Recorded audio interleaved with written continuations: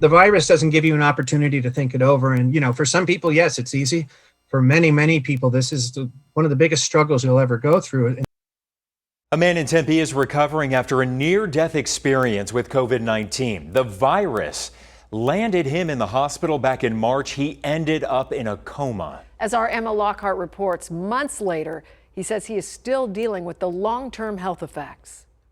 For Eddie Case, his battle with COVID-19 didn't end when he went home from the hospital. My nervous system still is in fight or flight, so it's pretty easy to experience being on edge. The 43-year-old is coronavirus-free, but still recovering from a traumatic experience.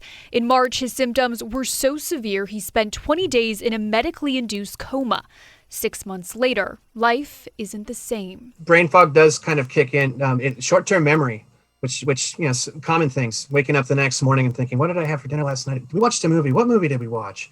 Dr. Marvasti with the University of Arizona College of Medicine in Phoenix says this is a lingering symptom of the virus. People have fatigue and confusion, difficulty focusing and concentrating. Case says he's even dealing with hair loss and arthritis symptoms all over his body. This is something that I've never experienced before. But Case says he's one of the lucky ones. He spent weeks on a ventilator and respirator, yet his heart and lungs weren't damaged.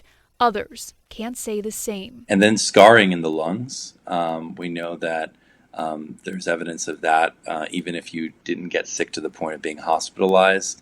Dr. Marvasti says this virus is still a mystery in so many ways. And we still don't know all the mechanisms and causes underlying these symptoms and this damage that we're seeing in people.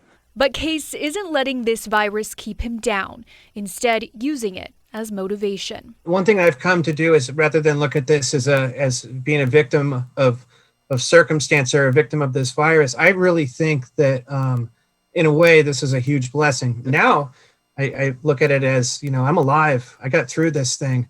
This is great. Going forward, there's not a lot to stop me. Dr. Marvasti says even people who recovered from the virus could get it again, and that's becoming more common. Another reason everyone should keep their guard up and follow guidelines. Reporting in Phoenix, Emma Lockhart for Arizona's Family.